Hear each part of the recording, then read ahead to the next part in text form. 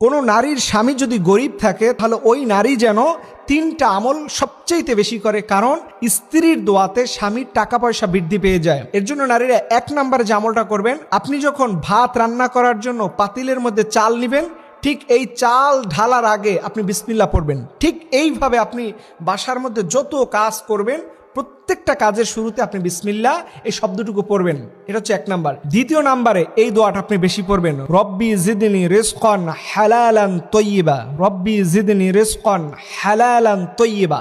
এই ছোট্ট দোয়াটা আপনি নিয়মিত পড়বেন যে কোনো সময়, বিশেষ করে ফরজ নামাজের সালাম ফিরানোর পরে কিন্তু দোয়া কবুল হয়। আপনি রব্বি জিদনি রিজকান হালালান তয়্যিবা, আল্লাহ আপনার পক্ষ থেকে হালাল রুজি এবং বরকতময় জীবন আপনি দান করেন। আল্লাহ আমার স্বামীর অভাব, আল্লাহ আপনি আমার স্বামীর অভাবগুলো দূর করে দেন। কোনো পুরুষ যদি বিবাহ করে আল্লাহ তাআলা তার রিজিকে বারাকা দেয়, তার রিজিককে 2 থেকে 3 গুণ অনেক বেশি গুণ করে দেয়, কারণ অন্য বাড়ির যে মেয়েটা তার স্ত্রী হয়ে এসেছে তার জন্য আল্লাহ তাআলা তার রিজিক তার স্বামীর ইনকামের মধ্যে দিয়ে দেয়। সর্বশেষ এবং 3 নাম্বার হচ্ছে আপনি বেশি পরিমাণে ইস্তেগফারের আমল করবেন এবং দরুদের আমল করবেন।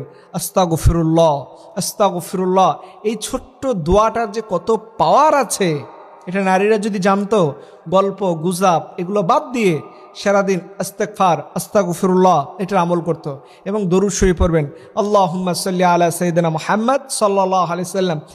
এই ছোট্ট 3টা কাজ করুন, বিশ্বাস করুন আমার মা এবং বোনরা, আপনি আপনার জীবনটাকে পরিবর্তন দেখতে পাবেন। আপনি আল্লাহর পক্ষ থেকে যে কত নিয়ামত, কত বরকত আপনার ফ্যামিলিতে আসবে আপনি কল্পনাই করতে পারবেন না।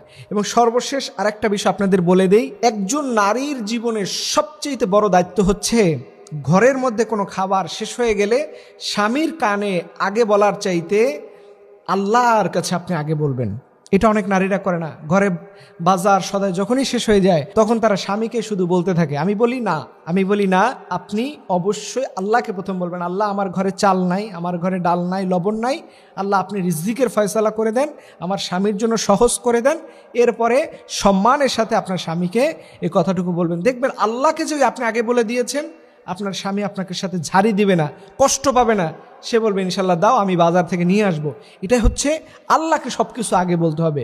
রব্বুল আলামিন যেন আমাদের এই আল্লাহর দেয়া নিয়ামত কিভাবে নিতে হয়, কিভাবে চেয়ে নিতে হয়, এটার তৌফিক যেন আমাদের সবাইকে দান করে। সব বলুন আমিন।